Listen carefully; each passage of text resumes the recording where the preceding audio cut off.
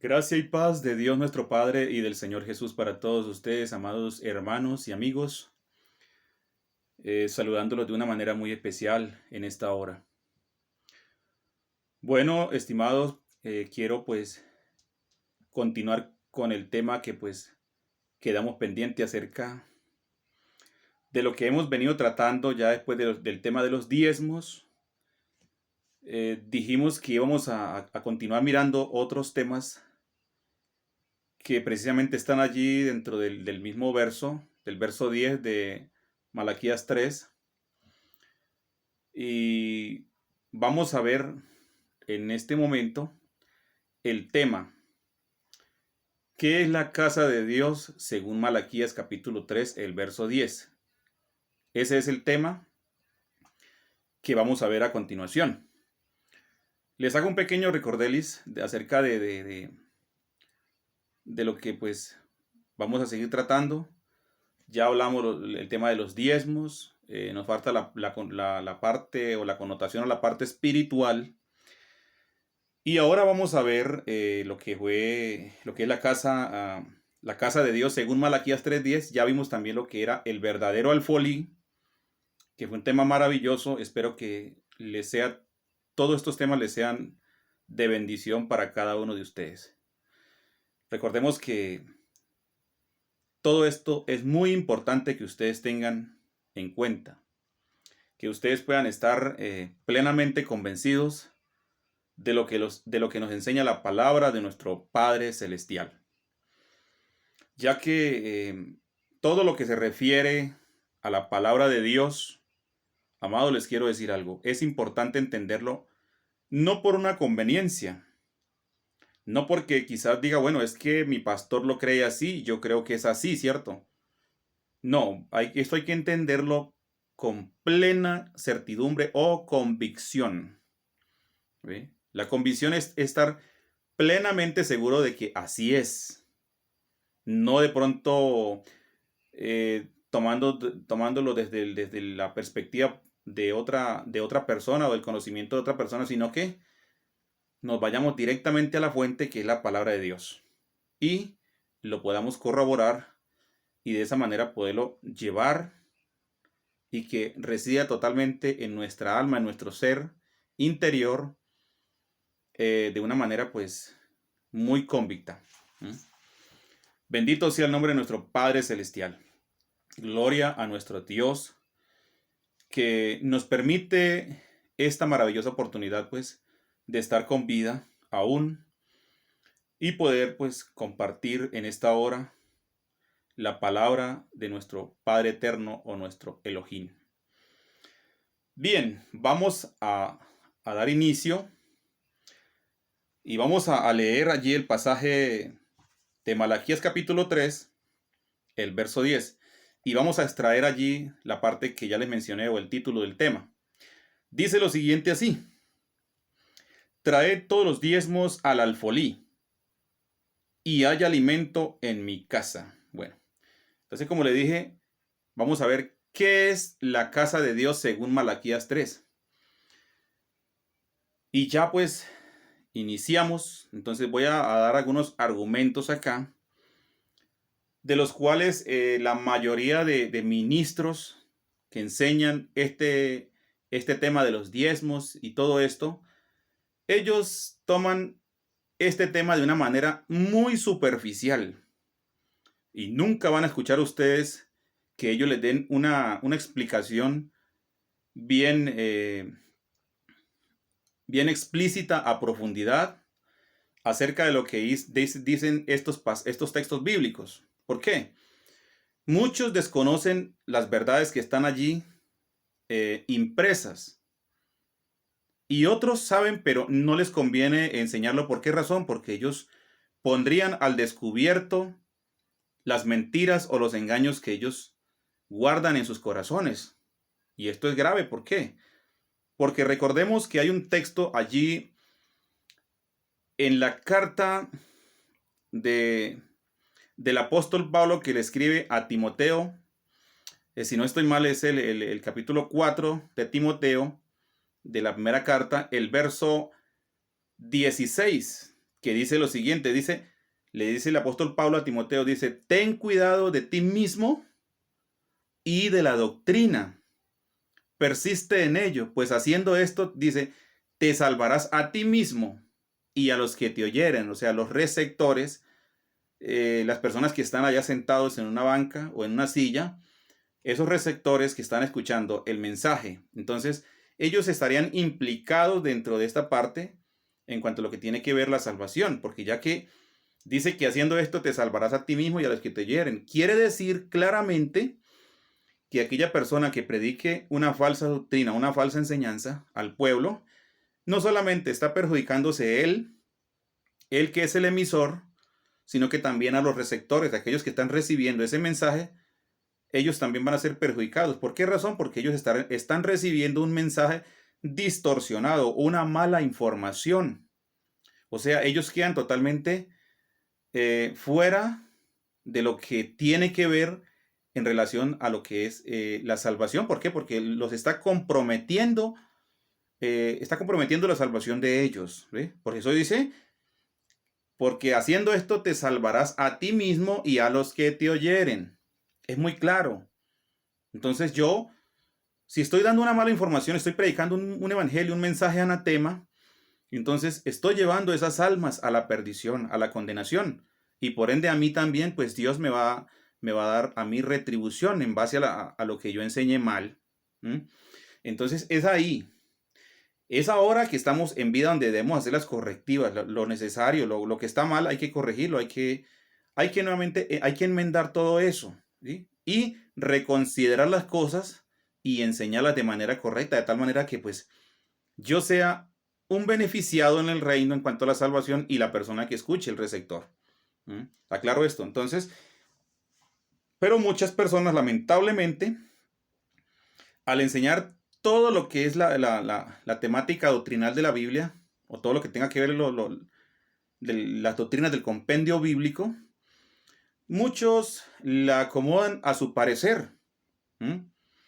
Entonces muchos aquí, por ejemplo, cuando hablan de lo que es, dice, y hay alimento en mi casa, que es lo que vamos a escudriñar en esta noche, dice, hay alimento en mi casa, entonces ellos ahí le adjudican que es la casa del ministro, del pastor o del evangelista o como se quiera autonombrar, o del reverendo, pero esto aquí no está dando a entender nada de esas cosas. Esto está fuera, o sea, lo que ellos enseñan o quieren dar a entender está fuera del contexto bíblico.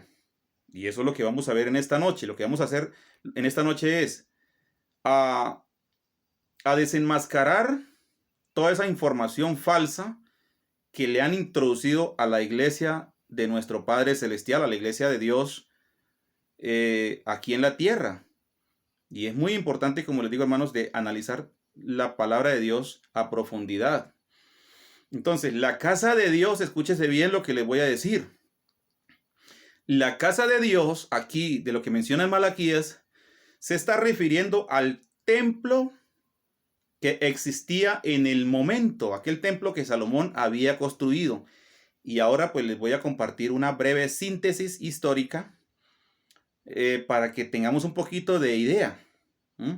Porque he tenido la oportunidad de preguntarle a muchas personas con las cuales he dialogado, a pastores y a creyentes de bancas, creyentes, conversos que van a su denominación.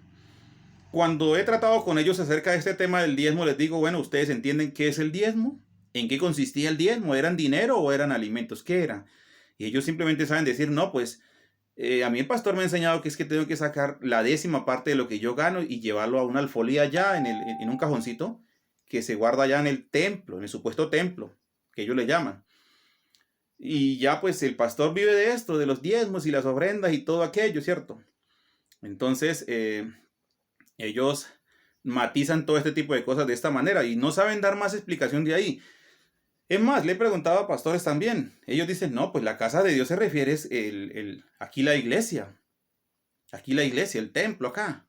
Cierto, porque ellos también le llaman a ese lugar de 4 paredes, le dicen la casa de Dios actualmente. Eso es un error grave y eso lo vamos a aclarar ahorita en esta enseñanza. ¿Sí? Por eso es tan importante, hermanos, estudiar los temas a profundidad y minuciosamente y cuidadosamente. Entonces, cuando dice traed todos los diezmos al alfolí, ya ustedes están enterados qué es el alfolí. Y si alguno pues no ha mirado este tema, lo invito para que mire ahí en los estudios que he dado, que se llama el verdadero alfolí. Entonces, continuamos. La casa de Dios en ese entonces era el templo de Salomón.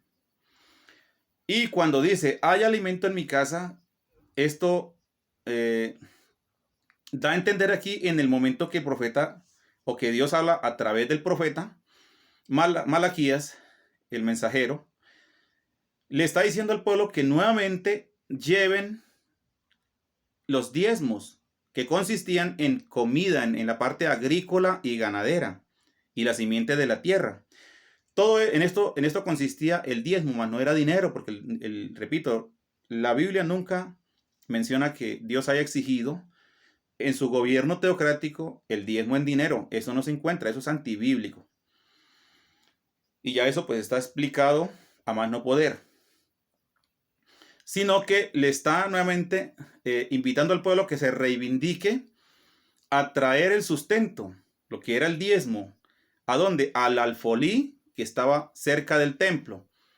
De tal manera que ellos habían dejado de dar el diezmo, las ofrendas y todo aquello.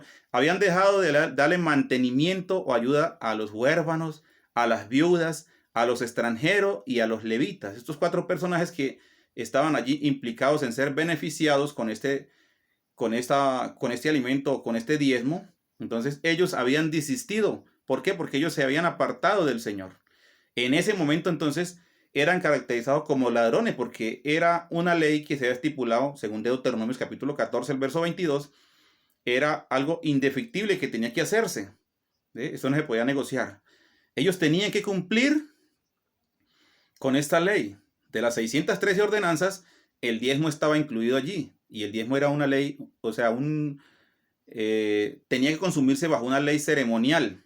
¿Ve? Esa ley tuvo cumplimiento cuando ya el maestro, el Mesías, Yeshua o Jesús, expira en la cruz o muere. Entonces él dice consumado es, y se establece lo que es el nuevo pacto. El nuevo pacto. Entonces ya hasta ahí llega lo que es toda esta liturgia. Ahora, más adelante vamos a hablar lo que es la ofrenda, cómo se sustentaba entonces, cómo se sustentaba la iglesia en el nuevo pacto. Ya ese es otro tema. Pero eso lo veremos cuando hablemos de la ofrenda voluntaria en el pacto de la gracia.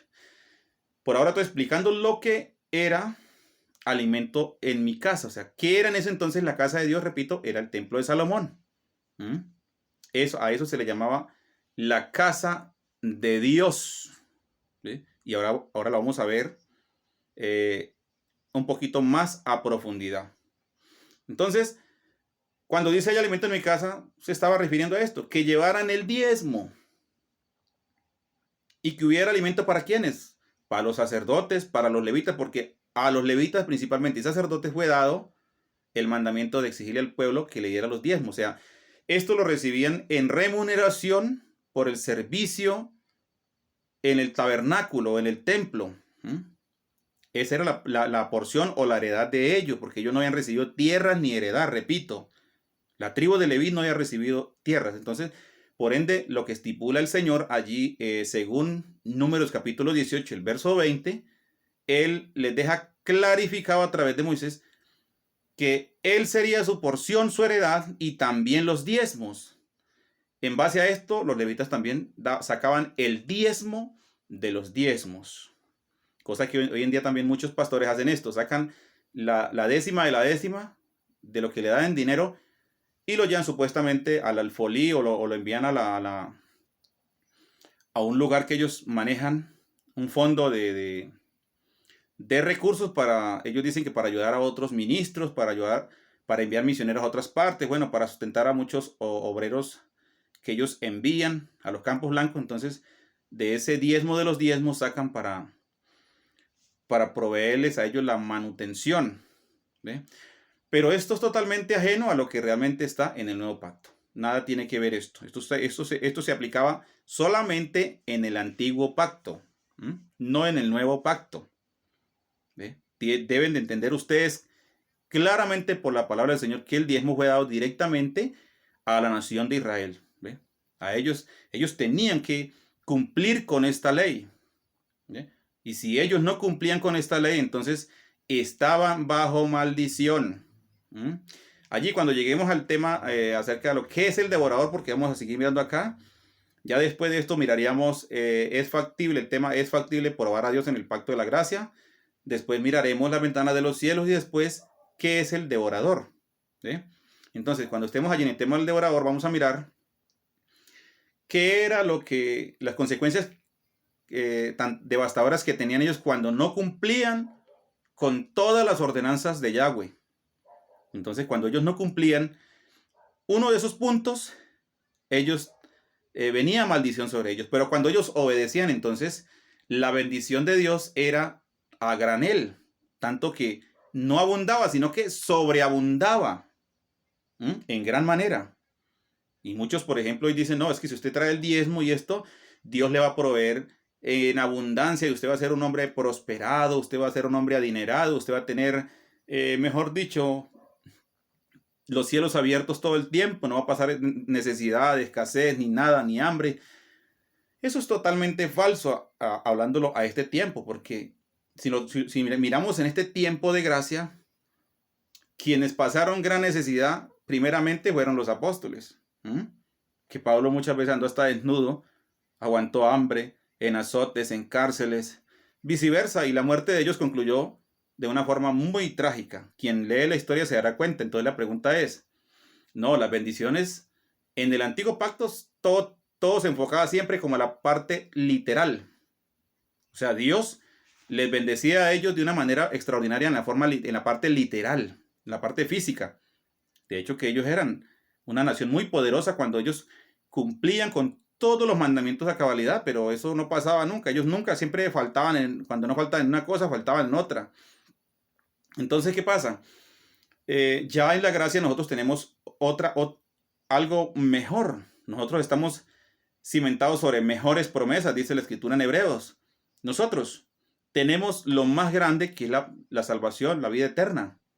Esa es nuestra recompensa, nuestro galardón. Por eso era que Pablo no cobraba un peso, porque él siempre, su meta era en predicar el evangelio gratuitamente, porque sabía que la recompensa no la iba a recibir acá, sino que la recompensa del apóstol estaba arriba y de todos aquellos que obviamente pues sirven al Señor desinteresadamente. Bendito sea el nombre de nuestro Padre. Bien, entonces vamos a leer algo acá. Una breve síntesis histórica, en el contexto histórico, acerca de lo que tiene que ver esto con lo que es la casa de Dios. Entonces yo voy a dar lectura acá y pues ustedes van a corroborar. Esta es una información que si ustedes la quieren bajar está en la Wikipedia. Ahí está explícito acerca de en qué tiempo fue construido el templo y todo esto. Ahí está una reseña histórica muy importante que deberían, pues, aquellos que no conocen la historia, no la saben, pueden ir allí a la Wikipedia, a la enciclopedia, y tomar esta información. Dice lo siguiente. Dice, el primer templo fue construido por el rey Salomón para sustituir al tabernáculo como único centro de culto para el pueblo judío.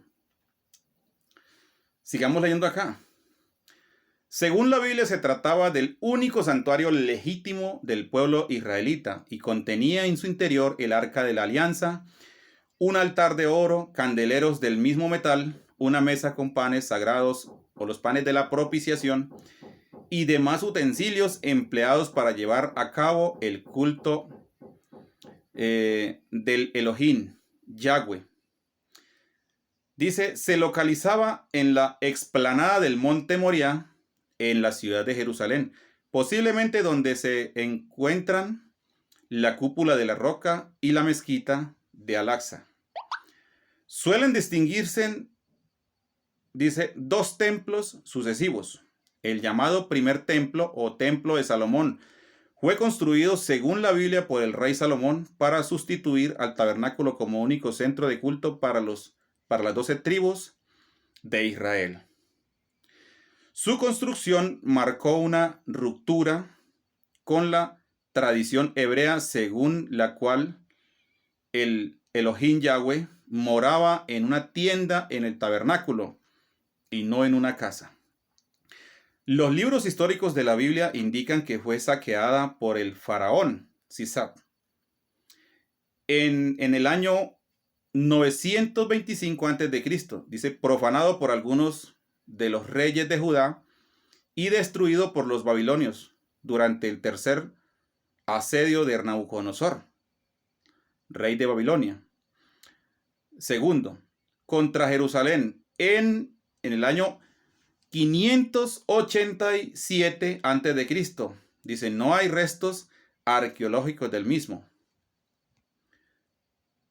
El segundo templo fue completado por Zorobabel en el 515 a.C., cuando Judea estaba bajo la soberanía persa, durante el reinado de Darío I y seguidamente consagrado por el sumo sacerdote Josué. Se convirtió en el edificio más importante de la ciudad de Jerusalén y de Judea, hasta el punto en que algunos autores denominaron a esta última un estado templo, lugar de depósito de grandes tesoros, los reyes seleucidas, a quienes Judea estaba sometida, intentaron saquearlo. En el reinado de Antíoco XI, Epífanes fue profanado, convirtiéndose en un templo helenístico, posiblemente consagrado al dios Zeus. Tras la revuelta macabea, fue purificado y vuelto a consagrar al culto de Yahvé por Judas Macabeo en el 165 a.C. Finales del siglo I antes de Cristo. Fue ampliado, dice acá, y reconstruido por el rey Herodes, convirtiéndose en el punto focal del judaísmo. En la primera guerra judía fue situado por los romanos y destruido por las legiones al mando de Tito Vespasiano es. Esto es parte de lo que pasó o de lo que el cumplimiento que tuvo, recordemos, en el año 70, que fue destruido el templo, de acuerdo a la profecía que emitió el Mesías sobre el templo de Jerusalén, que sería destruido, que no quedaría piedra sobre piedra. Entonces aquí se está trayendo a colación en esta síntesis histórica sobre aquel evento. Entonces dice, por Tito, en el año 70, su principal vestigio es el Muro de las Lamentaciones, también conocido como Cotel o Muro Occidental. Después de una efímera restauración del culto judío durante la revuelta de Bar Kokhba en el siglo II, dice, el área fue ocupada por un vasto complejo de santuarios helénicos, construidos por orden de Adriano en la ciudad de Aelia Capitolina, que sustituyó a Jerusalén. Durante el imperio de Juliano, conocido como el apóstata por los cristianos, hubo un intento fallido de reconstruir el templo en el siglo VII. Dice, finalmente, y con la ciudad en manos de los musulmanes, se construyó en el área la cúpula de la roca y la mezquita de Al-Aqsa. Según algunas corrientes de la escatología judía, un tercer templo de Jerusalén será reconstruido con la llegada del Mesías. Bueno, esto es lo que se tiene de información acerca de que este templo, el tercer templo, será reconstruido cuando se manifieste el falso Mesías, que es conocido como la bestia de Apocalipsis 13 o el anticristo, según lo que nos enseña el apóstol Juan en sus cartas, capítulo 3 y capítulo 4, acerca de lo que es el anticristo, este personaje conocido como también como el falso Mesías. Entonces él va a re- va- se va a reconstruir en el tiempo del gobierno de este personaje. Va a ser reconstruido nuevamente por tercera vez el templo de Jerusalén. De hecho, que hasta donde tengo conocimiento ya tienen la maqueta, tienen muchas cosas ya preparadas. Solamente falta que llegue este momento para que este templo sea reconstruido con toda la tecnología. ¿Mm? Bendito sea el nombre de nuestro Padre Celestial. Bien, vamos a dirigirnos ahora bien al libro de Génesis, donde encontramos por primera vez la palabra casa de Dios. ¿Mm? Muchos no tienen conocimiento realmente de qué es la casa de Dios. Ellos creen que es el templo de sus denominaciones, el lugar donde reside el pastor o el ministro, como sea. Ellos a eso le dicen casa de Dios. Pero la casa de Dios en el concepto bíblico, escúchese bien, es totalmente diferente al concepto denominacional de las personas que profesan la fe del cristianismo. Supuestamente, entre comillas, el cristianismo primitivo, que es totalmente ajeno a lo que realmente se estableció en la iglesia primitiva. Y también de lo que tiene que ver con el concepto de casa de Dios en el judaísmo. ¿Sí? Es totalmente diferente. Esto no tiene nada que ver ni con una fase ni con la otra. Vamos a Génesis capítulo 28.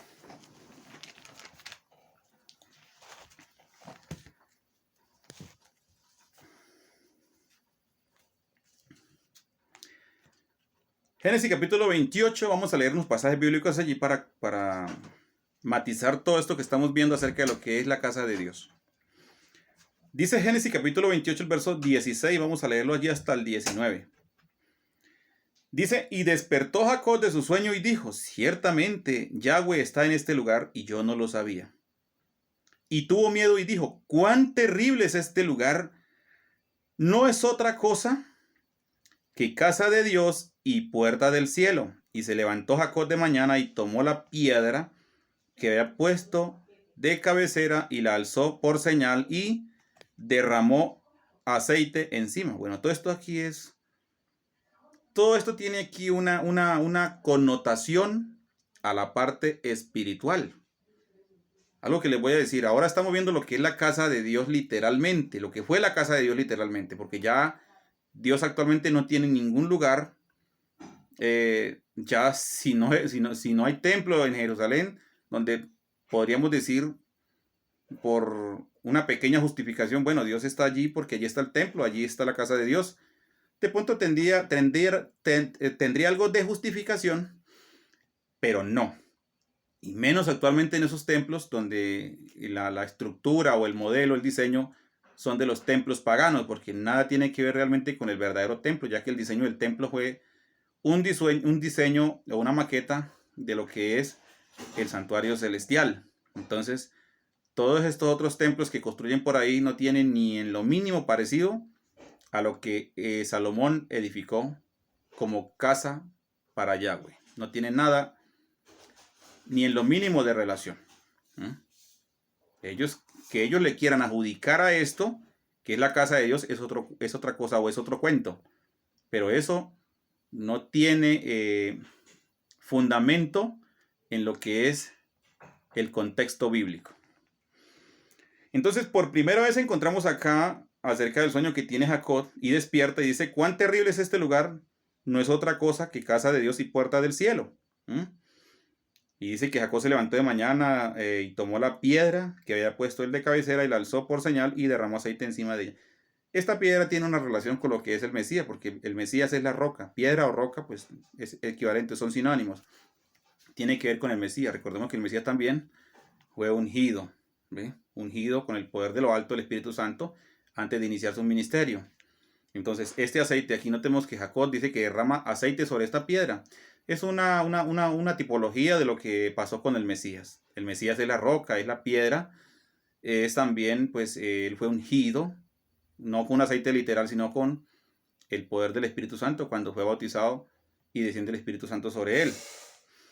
Y lo que es la roca, bueno, lo que es dice que casa de Dios y puerta del cielo, lógico, ya eso tiene una connotación también a la parte espiritual, que la iglesia es realmente la iglesia. Nosotros somos la casa de Dios ahora y también somos puerta del cielo.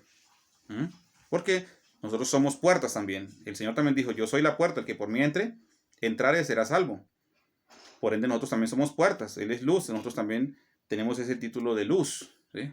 Son atributos transferibles que Él nos ha dado a nosotros en su infinita bondad y misericordia, pues tenemos esos atributos que nos transfirió Él, digámoslo de esta manera.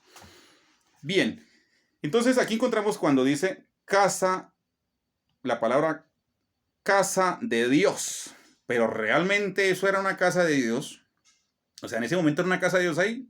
No, o sea, simplemente es lo que estaba hablando Jacob allí, expresando es que allí, en ese lugar, era donde más tarde, dice aquí un comentario, dice el nombre Betel, literalmente, que significa casa del Señor o casa de Yahweh o del Adón, al igual que expresiones como puerta del cielo, aluden al templo que se construiría en este lugar años más tarde. Precisamente en ese lugar, donde se entiende de que se hizo la construcción del templo. Entonces eso tenía una connotación a futuro y también tenemos que ver la parte literal. Ya pues prácticamente Jacob está emitiendo como una especie de profecía, podemos decir, de que ahí se iría a construir muchos años después el templo o la casa de Dios, donde él iba a morar, o la Shekinah de Dios, que es la gloria de Dios, iba a residir allí temporalmente, ¿no? Porque esto es algo temporal. Y ya vemos entonces más adelante, y lo que vamos a ver ahora. Vamos a mirar más adelante cómo. Pero antes de eso quiero hablar un poquito algo más sobre lo que fue el tabernáculo de reunión. Notemos que el tabernáculo de reunión era una casa portable, ya que el pueblo de Israel eran los nómadas del desierto. Ellos estaban pues, podemos decir, un mes, 2 meses en un lado, después pasaban de ahí a otro lugar, duraban 2 meses, 3 meses o un año. Bueno, sucesivamente, el tabernáculo, que era el antecesor a lo que era el templo, era una casa portable, donde Dios le había dado el diseño de cómo hacerlo. Y ellos, era un tabernáculo portable, ¿por qué? Porque lo podían armar y desarmar y trasladarlo de un lugar a otro, según Dios se lo indicaba. Ellos, cuando Dios le decía, bueno, muevan esto de acá, ellos lo hacían. Y ahí pues Dios determinaba el tiempo que el tabernáculo de reunión iba a estar en ese lugar. Recordemos que esto pasó durante 40 años cuando ellos estuvieron en el desierto.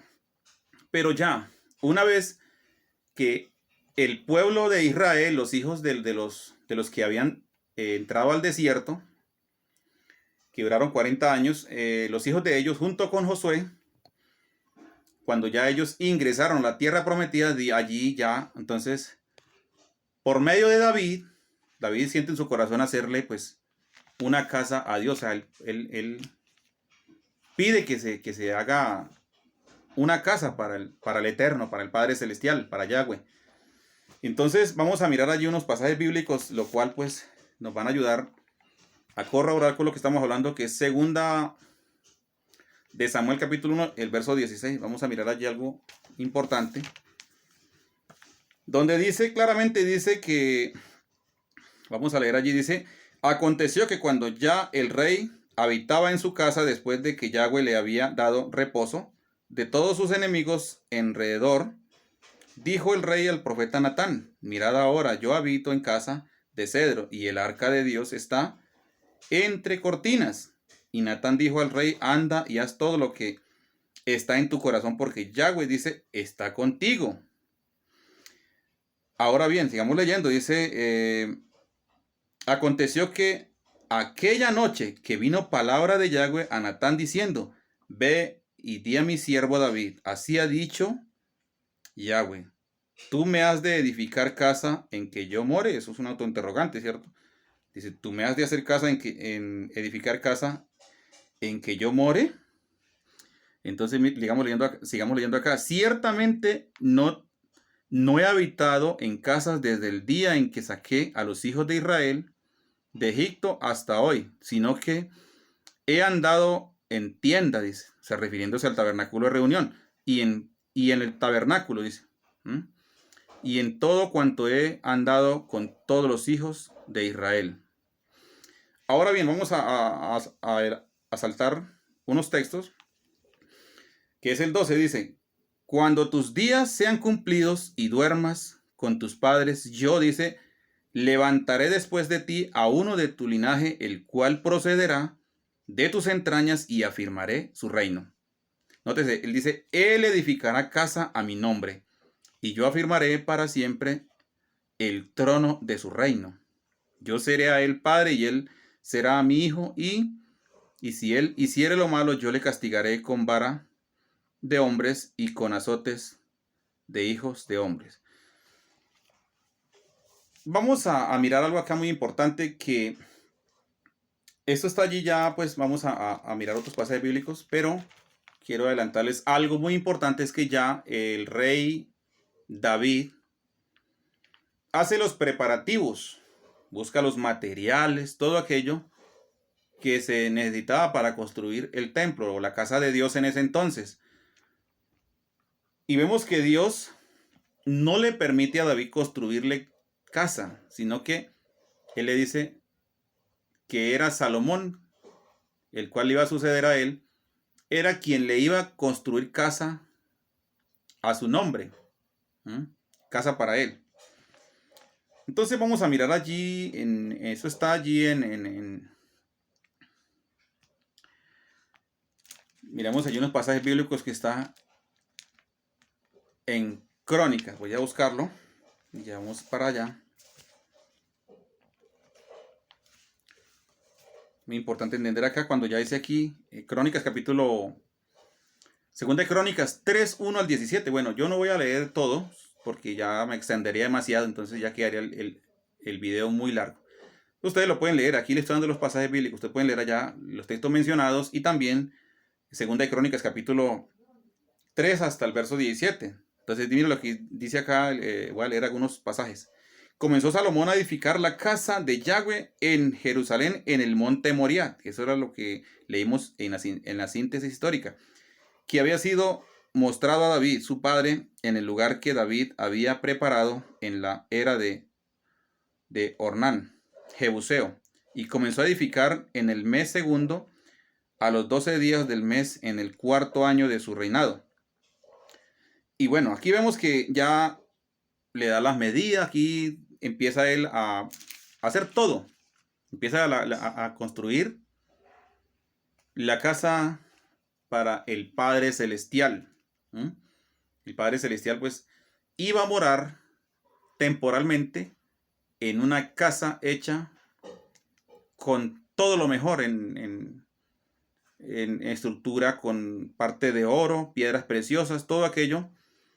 Era algo monumentalmente extraordinario, maravilloso. Bien, pero antes de eso quiero que miremos allí en Primera de Crónicas ahora. ¿Ve? Vamos a mirar en Primera de Crónicas. Primera de Crónicas, donde vemos cuando David prepara los materiales. Vamos a mirar allí algo. Dice, después mandó David que se reuniese a los extranjeros que habían en la tierra de Israel y señaló entre ellos canteros que labrasen piedras para edificar, dice, la casa de ¿quién? De Elohim, la casa de Dios. Asimismo preparó David mucho hierro, dice, para la clavazón de las puertas y para las junturas, y mucho bronce sin peso y madera de cedro 50. Porque los sidonios y tirios habían traído a David abundancia de madera de cedro. Y dijo David a Salomón, mi hijo es muchacho y de tierna edad, y la casa que se ha de edificar a Yahweh ha de ser, dice, magnífica por excelencia, para renombre y honra en toda la tierra. Y de hecho que eso se habla actualmente. ¿Quién no menciona este punto acerca de lo que fue el templo de Salomón? Que fue, yo puedo decir que con certidumbre que era una de las primeras maravillas en cuanto a arquitectura en ese entonces. ¿Mm? De hecho, que por ahí hay un hombre en Brasil que se llama Edith Maceo, de esta denominación Pare de Sufrir, que invirtieron una cantidad de dólares considerable para hacer una maqueta del Templo de Salomón, pero eso todavía no le da ni por los talones, digámoslo así, en cuanto a lo que fue la construcción del verdadero templo en la antigüedad. ¿Mm? Porque esto fue una magnífica y extraordinaria arquitectura, o digámoslo así, la panorámica que se podía divisar de lejos, era maravillosa. ¿Mm? Porque se entendía que era la casa de un rey, de alguien, de un ser muy especial. Y precisamente era Dios. No era cualquier personaje que iba a residir allí, sino Dios mismo iba a estar allí en medio de ellos. ¿Sí? Bendito sea el nombre de nuestro Padre Celestial. Bien, hermanos, entonces creo que ustedes están captando qué era realmente la casa de Dios en ese entonces. ¿Mm? Y voy a compartirles ahora otros pasajes más. Allí en Segunda de Crónicas 2, 5 y 6. Quisiera pues, miremos lo que dice el Salomón, reconoce algo acerca de lo que él estaba haciendo para Dios, pero que a la vez él reconocía que este Dios maravilloso, grande y sublime, excelso, no lo podían contener un lugar como ese. Aunque era hecho con especialidad para él y dedicado a él. Miremos lo que dice. Miramos lo que dice allí. Más, eso está allí en Segunda de Crónicas capítulo 2 y 5 y 6. Miremos lo que reconoce Salomón cuando ya, pues, él está dándole lo que tiene que ver trabajando sobre la construcción del templo. Dice, y la casa que tengo que edificar, dice, ha de ser grande, porque el Dios nuestro es grande sobre todos los dioses. O sea, que no era cualquier cosa lo que se iba a hacer allí, sino que era algo extraordinario. Dice, más, miremos lo que dice Salomón, más, ¿quién será capaz de edificar casa siendo que los cielos y los cielos de los cielos, dice, no pueden contenerlo? ¿Quién pues soy yo para que le edifique casa, si tan solo para mí quemar incienso delante de él? Miremos que dice Salomón que si los cielos de los cielos no lo pueden contener, ahora mucho menos ese lugar. Así que más adelante vemos cuando fue ya la inauguración, cuando la gloria del Todopoderoso desciende sobre este templo, dice que allí los sacerdotes no podían ministrar. Era tanta la gloria del Señor que tenían que ellos arrodillarse, tenían que ellos humillarse delante de él, porque la gloria del Señor había descendido allí. Y lamentablemente, pues por causa de ellos mismos, del pecado que ellos cometían, de violar sus mandamientos, de profanar el lugar, Dios determina retirarse de allí. O sea, la gloria de él se sube, se va de ese templo y ese lugar queda vacío. ¿Sí? Y vemos que ya cuando nuestro amado Salvador, el Señor Jesús, viene a la tierra, encontramos, por ejemplo, que ya este templo, antes de ser destruido en el año 70 por el emperador Tito, en el tiempo del Mesías, allí vemos que este templo pues ya ya se había profanado. De hecho, que cuando Dios llama por medio del profeta Malaquías, llama al pueblo al arrepentimiento, a que se vuelvan otra vez de su mal camino, ya allí ese templo estaba profanado a más no poder. Y cuando viene el Mesías, pues encontramos de que allí era una plaza de mercado, dice que era una cueva de ladrones. De hecho, que él hace un azote de cuerdas y los saca todos allí a juete, los saca del templo, vuelca las mesas de los cambistas, los que vendían palomas, todo aquello. Y dice, había una profecía que dice que el celo de tu casa me consume. Entonces dice, que allí en este momento se cumple esa profecía porque él sintió celo al ver cómo ese lugar que se había dedicado para la adoración, para hacer el culto israelita, para la gloria de él, estaba siendo profanado e irrespetado por todos estos mercaderes que habían allí. Y es precisamente que hoy en día también pues el sistema iglesiero, el sistema religioso, usa como mercadería a las personas dentro de esos templos que supuestamente ellos le llaman, que se atreven a decirle casa de Dios, que eso es una blasfemia.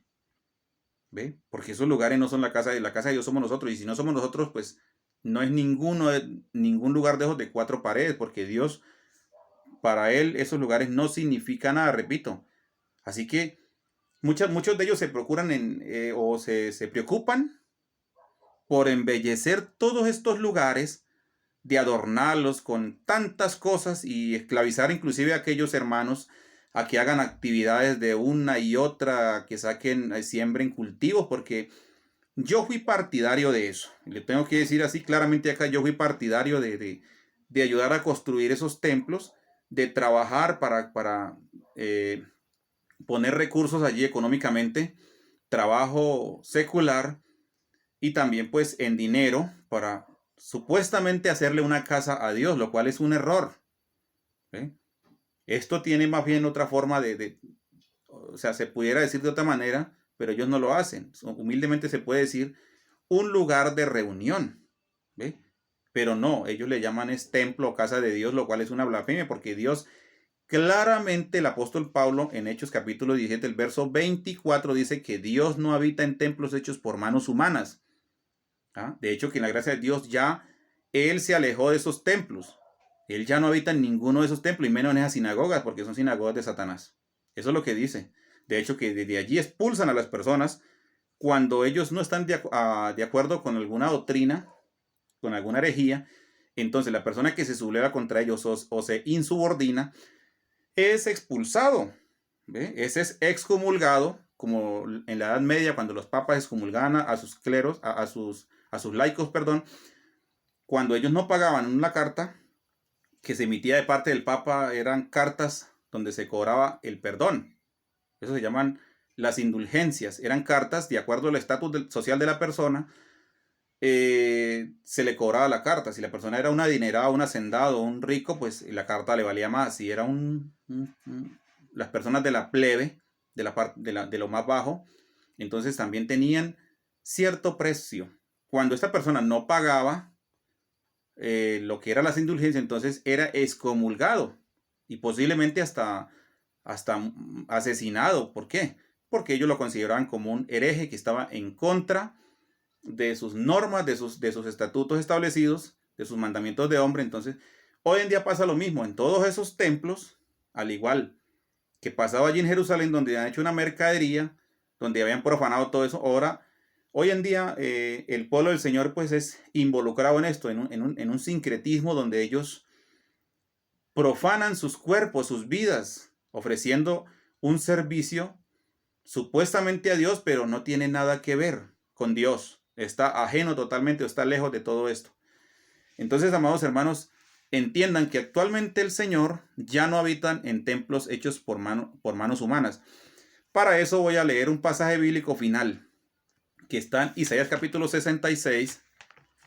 Si ustedes quieren ver algo más sobre lo que es esta parte de lo que es la casa de Dios o qué es la iglesia, porque yo tengo un tema también ahí, está en el chat, que se llama ¿cuál es la iglesia de Dios? Las cuatro paredes o las personas. Es un tema que está ahí, usted lo puede mirar, pero quiero darle un matiz final a este tema. Está,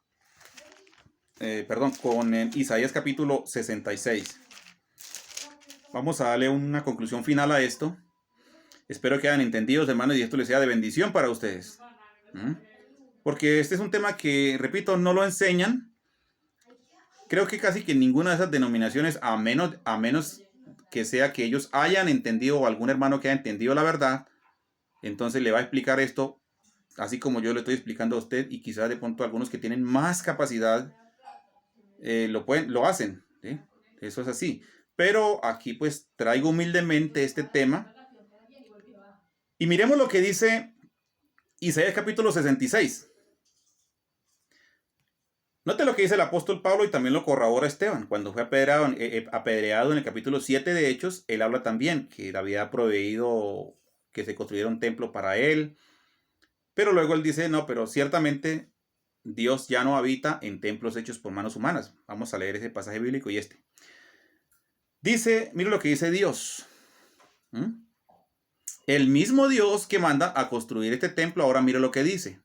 De hecho, que desde ya del Antiguo Testamento Dios estaba dando a entender que ya él, pues, él no podía vivir realmente en una casa literal. Su enfoque era a la parte espiritual. Y Dios, si a Dios no lo pueden contener los cielos, mucho menos un lugar de esos. Mire, dice, Yahweh dijo así, el cielo es mi trono y la tierra estrado de mis pies. ¿Dónde está la casa que me habréis de edificar? ¿Y dónde el lugar de mi reposo? Dice el verso 2, mi mano hizo todas estas cosas, y así todas estas cosas fueron, dice Yahweh, pero miraré a aquel miraré a aquel que es pobre y humilde de espíritu, y que tiembla, dice, a mi palabra. Entonces notemos algo, hermanos, que allí dice claramente, Dios dice en un signo o en un autointerrogante de él, del mismo así, dice, el cielo es mi trono y la tierra es el estrado de mis pies. Ahora dice, ¿dónde está la casa que me habréis de edificar? Imagínese usted a ese Dios sublime, grande e inmenso, digámoslo así, ¿dónde vamos a meter? ¿A dónde lo vamos a meter a él cuando él dice que llena los cielos y la tierra? Porque él es el todopoderoso. Él es omnisciente, omnipresente y omnipotente. Así que si él lo llena todos los cielos, entonces no podemos encajonar o encapsular a Dios en algo tan pequeño y en algo tan insignificante como un lugar de esos, donde allí gobiernan son personas que están predicando mentiras, engañando a las personas. Dios no vive allí. ¿Ve? Y si Dios no vive en esos templos de 4 paredes, entonces, hermanos, saque la conclusión, ¿quién vive allí? Eso se lo dejo a consideración de ustedes para que no le dice. Si Dios, repito, no vive en esos templos de 4 paredes, como él mismo lo dice, que Dios no habita en templos hechos por manos humanas, entonces, ¿quién es el que vive allí? Ya, la respuesta la tiene usted. No es necesario que yo le diga, ya usted sabe que si no está Dios, entonces ya sabe quién está allí. Ahora miremos ya, como punto final, para dar una excelente conclusión a esto. Hechos capítulo 7. Hechos capítulo 7, miro lo que dice, y esto está dicho por Dios, dicho por el servidor o el diácono Esteban. Este hombre lleno, dice que la unción del poder de Dios, del Espíritu Santo, emite estas palabras. También lo dice el apóstol Pablo. Mire que hay 3. Está Dios, está Esteban y está el apóstol Pablo. Y recordemos que todo asunto se debe definir en base a 2 o 3 testigos. Si esto se define de esta manera, entonces es algo verídico y válido e irrevocable. Esto no tiene, o sea, es algo irreversible. No se puede echar atrás. Entonces Dios dice que no habita en templos hechos por manos humanas. No hay un lugar para él. No hay. Literalmente no lo hay. Ahora somos nosotros que él mora en nosotros. Pero eso lo vamos a ver cuando nosotros veamos la parte de lo que es el templo o la casa de Dios en el sentido espiritual, porque eso lo vamos a ver también. Y también qué es el alfolí en la parte espiritual, la connotación a la parte espiritual. Dice, el verso 44 hasta el 49. Dice, tuvieron nuestros padres el tabernáculo, el testimonio de lo que les hablé ahorita, el tabernáculo de reunión en el desierto, dice, como había ordenado Dios cuando dijo a Moisés que lo hiciese conforme al modelo que había visto. Dice, el cual recibido a su vez por nuestros padres, lo introdujeron con Josué al tomar posesión de la tierra de los gentiles, a los cuales Dios arrojó de la presencia de nuestros padres hasta los días de David. Ahora mira lo que dice acá. Este halló gracia delante de Dios y pidió proveer tabernáculo para el Dios de Jacob. Mas Salomón le edificó casa. Recordemos que David no le edificó casa. ¿Por qué? Porque David había derramado sangre y el Señor le dijo, usted no me va a construir templo, eso lo hará su hijo. ¿Sí? Entonces dice, mas Salomón le edificó casa. ¿Sí? Si bien, mire lo que dice Esteban, si bien él reconoce lo mismo que también menciona el apóstol Pablo, dice, si bien el Altísimo o el Eterno o Yahweh, el Dios único, dice, no habita en templos hechos de manos, como dice el profeta. Cuando habla aquí, dice, el cielo es mi trono. ¿Y quién está hablando allí? Está hablando Dios, por medio de Isaías. El cielo es mi trono y la tierra es estrado de mis pies. ¿Qué casa me edificaréis, dice el Señor? ¿O cuál es el lugar de mi reposo? Ahora, ¿no hizo mi mano todas estas cosas? Mire lo que dice al final, dice, duros de cerviz e incircuncisos de corazón y de oídos. Vosotros resistid siempre al Espíritu Santo, como vuestros padres, así también vosotros. Tremendo. Cuando uno le predica esta verdad a estas personas, ellos rechazan y empiezan a argumentar de aquí, de allá, sacando excusas por acá y por allá, y no aceptan la palabra ni Dios mismo diciéndoles. Entonces, por eso Esteban les dice, ustedes son incircuncisos de corazón. ¿Por qué? Porque no han circuncidado su alma, su ser interior de pecado. O sea, no aceptan la palabra, no la reciben. No hay cabida de lo que el mismo Dios dice. Es que ni Dios mismo viniendo del cielo diciéndole, vea, yo no habito en ninguno de esos templos. De seguro que ellos dicen, no, nosotros lo queremos hacer, porque es que a nosotros nos nace del corazón hacer una casa para Dios. Es que no es lo que yo quiera. Y más adelante voy a traer un tema titulado acerca de lo que realmente, de cuál es la estructura o la forma como Dios lo muestra desde el Génesis, realmente porque Él da una estructura, cómo es que lo deben adorar. Pero hay gente que lo adora como Él quiere o como les parece, ¿no? Es que esto lo hago porque es que a mí me nace el corazón y esto es voluntario, esto es porque yo lo siento y sabe que está mal. Y sabe que eso no tiene vigencia para esto, pero él lo sigue haciendo.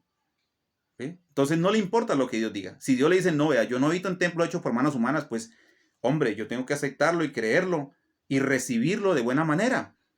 Pero no ponerme a discutir, bueno, es que Dios, no, es que yo le voy a hacer una casa a Dios porque es que Dios tiene que venir y morar aquí. No, eso es insubordinarse ante la autoridad, ante lo que el Señor ha establecido. ¿Sí? Entonces, ¿dónde es que mora ahora?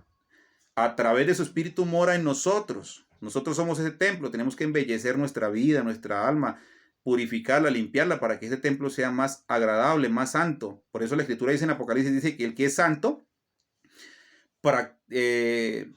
santifíquese todavía. ¿Ve?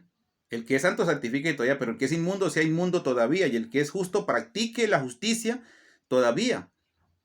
Así que pues, alguien quiere seguir desobedeciendo, ignorando esta palabra, pues sígala ignorando, sígala desobedeciendo. No le crea, siga en su incredulidad, siga en su dureza de corazón.